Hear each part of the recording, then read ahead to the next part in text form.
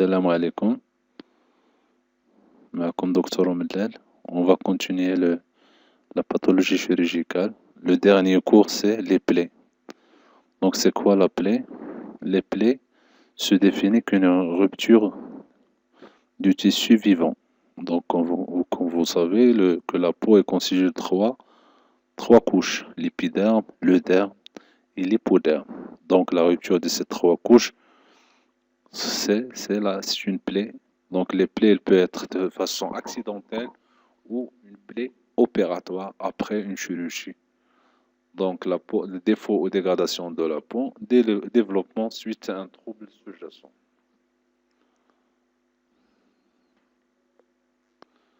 Donc, c'est quoi? Donc, la classification, généralement, les plaies se classifient selon la forme et l'aspect. On peut dire qu'il y a une plaie fermée et une plaie ouverte. Une plaie ouverte, c'est l'ouverture de trois barrières, trois plans. Et la plaie fermée, c'est une atteinte ou une nécrose sous-cutanée, donc de la partie de l'hypoderme et la partie de derme. Selon la contamination bactérienne, donc on peut trouver une plaie rouge, une plaie infectée, donc selon la contamination bactérienne. Selon la profondeur, il y a des plaies profondes et des plaies superficielles. Les plaies profondes, il peut s'associer à une plaie tendon, plaie musculaire ou une plaie des organes profonds. Donc, et la dernière classification, selon la taille, on peut trouver une plaie large, une plaie courte, une plaie punctiforme en forme de point. Et on peut les classifier selon la cause. Donc, une plaie par un couteau, une plaie après une morsure du vipère, une plaie après un accident de la voie publique, une plaie chirurgicale, donc selon la cause de la plaie. Et on peut les classifier selon la couleur, une plaie rouge, une plaie jaune infectée, une plaie propre, donc selon la couleur. Comme vous voyez là, c'est une plaie importante, large, du rachis cervical. C'est probablement un patient opéré pour un problème du rachis cervical. Donc avec une plaie qui est propre et bien suturée. Et vous voyez que les sutures sont faites par des agrafes. Donc ce sont des agrafes. Donc pour enlever les agrafes, il faut une pièce spéciale pour enlever les agrafes après 10 jours de la chirurgie. Une plaie opératoire du genou suturée par une suture sous-cutanée avec un fil. Vous voyez le nœud là et un dernier nœud ici. Donc c'est une cicatrice minutieuse et cicatrice qui ne va pas laisser des problèmes esthétiques pour le patient après. Avec un drain, vous voyez là, il y a un drain qui va collecter le sang et les sécrétions après la chirurgie. On le laisse 24-48 heures après que les sécrétions du plaie opératoire et de la chirurgie sont sorties au niveau du redon. Donc on peut enlever le redon et les plaies, on peut les enlever. Là, on fait une coupure ici. Et après, c'est une plaie qui est après la cicatrisation totale de la plaie. Là, vous voyez, là, c'est un patient, apparemment, on pourrait faire une fracture de la jambe. Vous voyez, là, c'est un fixateur externe. Donc, c'est une plaie rouge, macérée, infectée. Donc, en cours de cicatrisation, une partie cicatrisée, mais l'autre, il est infecté, donc il y a un retard de cicatrisation.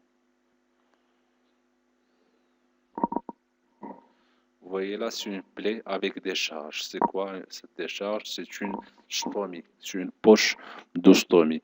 Donc c'est probablement ce patient-là, il a un problème au niveau du côlon ou il a une plaie abdominale avec une atteinte des intestins ou du côlon ou il a un cancer au niveau du côlon. Donc on fait enlever la partie qui est atteinte, qui est malade et on fait une stomie, une sortie du gel de côlon au niveau de la peau et suture minutieuse afin qu'elle émet ou qu'elle fait la décharge des selles au niveau de cette poche-là. Vous voyez là la poche.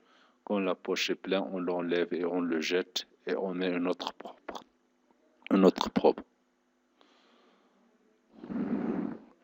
Ça, c'est une plaie punctiforme. Une plaie punctiforme, donc qui n'est pas alignée. Et on fait le soin rapide, on fait le soin et on peut le fermer seulement par un point de suture.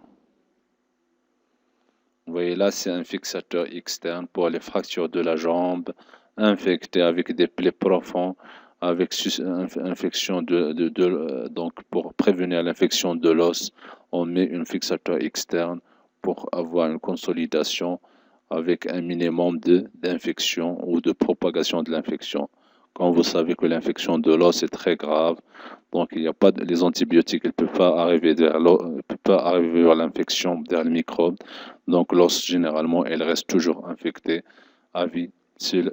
Donc c'est ça le rôle d'elle, le rôle de pansement quotidien et le rôle de l'infirmier pour ne pas aggraver l'état ou la situation du malade. Donc le changement de pansement pour les malades qui ont des fractures de la jambe ouvertes, c'est-à-dire avec une perte de substance cutanée, donc il faut faire des pansements chaque jour et il faut avec de façon stérile, avec des gants stériles, c'est pas des gants propres, c'est avec des gants stériles et on change les gants pour chaque malade. C'est ça la règle. Donc il faut faire le pansement le plus tôt chaque jour avec une asepsie rigoureuse. Vous voyez là une plaie ouverte avec un débridement, une perte de substance. Vous voyez la peau ici, c'est une plaie qui est infectée. Donc il faut changement de pansement.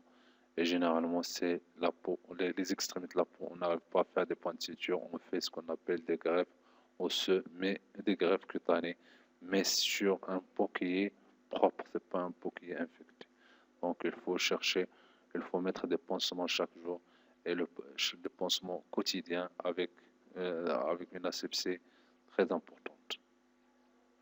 Vous voyez là, c'est une localisation précise. On peut faire des points donatifs pour avoir une fermeture minutieuse, restreinte de la plaie, avec un rodent dans la partie déclive pour que les sécrétions descendent le plus rapidement au niveau du drain de rodent. Donc ça, c'est des stéridrats qu'on met pour avoir une cicatrice rapide.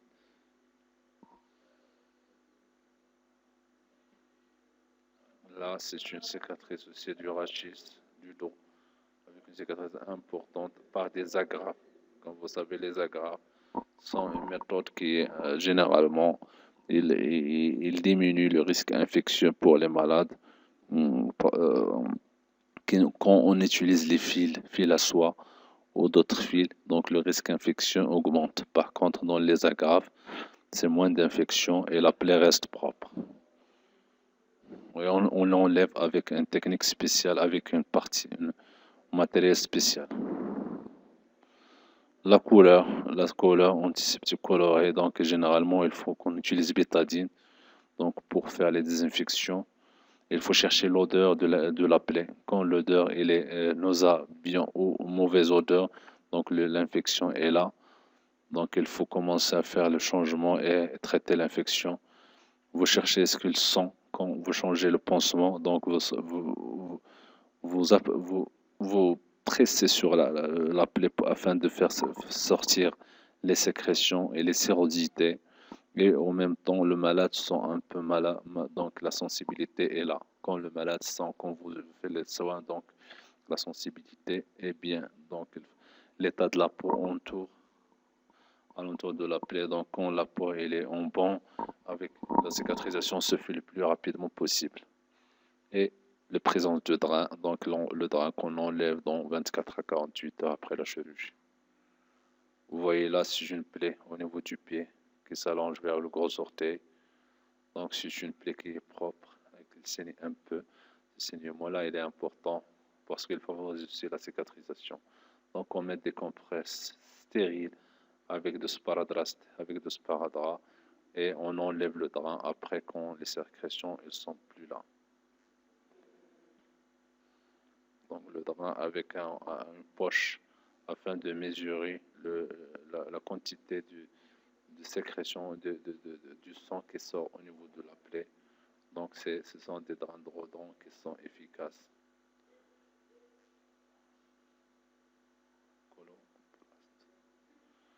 Là, pour les so- les- pour les bétadines ou les solutions qu'on utilise, généralement, ce bétadine représente la solution plus efficace et la plus répandue dans le monde entier. Donc, vous voyez les différentes couleurs de bétadine, la bétadine mousseuse ou rouge, ou le bétadine mousseuse qu'on utilise pour faire le lavage chirurgical, les bétadines bleues qu'on utilise dans les plaies opératoires, et d'autres personnes, ils peuvent utiliser l'alcool, les sécrétions, l'hydroalcoolique. On peut utiliser des sérums spéciaux pour traiter l'infection. Actuellement, il y a des tubes en bétadine gel. Donc, bétadine est plus c'est gel. Elle est maintenant pour les plaies infectées ou surinfectées. Donc, bétadine gel représente une manière pour faire la cicatrisation rapidement. Donc, on l'utilise aussi dans les plaies nécrosées. Bétadine en tube gel. Favoriser ou retarder la cicatrisation par poste de mèche. Généralement, les compresses ou les mèches. Les compresses sont très importantes pour la cicatrisation de la peau. Il faut mettre des compresses stériles et non propres, des compresses dans des poches stériles afin de ne pas aggraver la situation du malade. Faciliter la détection action chimique de nettoyer sur des impuretés pour enlever les tissus nécrosés, les tissus infectés au niveau de la plaie. Une bonne irrigation permet une bonne cicatrisation. Absorber ou la sécrétion et prévenir la macération. Généralement, les pansements, en plus de son action de prévention contre les infections, il a une autre action d'hémostase. Quand il y a un saignement, il faut utiliser un pansement compressif avec des compresses stériles et avec un sparadrap un peu compressif sur la plaie opératoire pour faire arrêter le saignement à l'intérieur de la plaie opératoire. Les compresses ou les mèches sont utilisées pour protéger la plaie et diminuer la douleur et il favorise aussi le confort du malade. Les facteurs, il y a des facteurs qui ralentissent la cicatrisation et des facteurs qui favorisent la cicatrisation. Pour les facteurs qui ralentissent la cicatrisation, il y a des facteurs généraux et des facteurs locaux. Pour les facteurs généraux, c'est l'âge du malade. Quand le malade est plus âgé, donc la cicatrisation se fait lentement. Quand le patient est jeune, donc la cicatrisation se fait rapidement. Certains patients qui ont des antécédents particuliers comme le diabète, les immunodéprimés, donc la cicatrisation se fait plus lentement. Parfois des médicaments comme les corticoïdes, ils diminuent la cicatrisation et ralentissent la cicatrisation. Donc pour ces malades-là, il faut les surveiller de près. C'est une surveillance étroite. Les facteurs locaux, par exemple, s'il y a une ischémie locale, une diminution d'irrigation du sang au niveau de la plaie opératoire, donc la cicatrisation il est ralentie, ou quand il y a un hématome au corps étranger qui favorise l'infection, la surinfection. Les infections aussi retardent la cicatrisation. Parfois des localisations particulières de la plaie, comme les localisations interficières ou au niveau inguinal ou sous les selles. Donc ce sont des plaies qui tardent pour la cicatrisation, vu la zone il est un peu humide et donc la cicatrisation se fait tardivement. L'agression de la zone cicatricielle. Un patient qui a une plaie, puis il a tombé sur la plaie, donc la cicatrisation va tarder, vu le traumatisme qui est dans une un peu fragile. Les techniques de pansement. Les gens qui utilisent les gants propres pour tous les malades, donc il y a un risque d'infection ou de porter l'infection d'un malade vers un autre malade, et ça c'est grave. Donc il tarde la cicatrisation et il peut donner des complications graves. Donc le message, il faut utiliser des gants stériles, des compresses stériles pour chaque malade.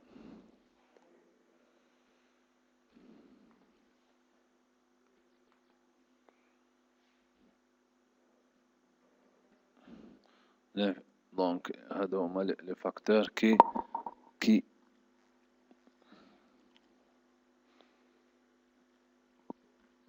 ah,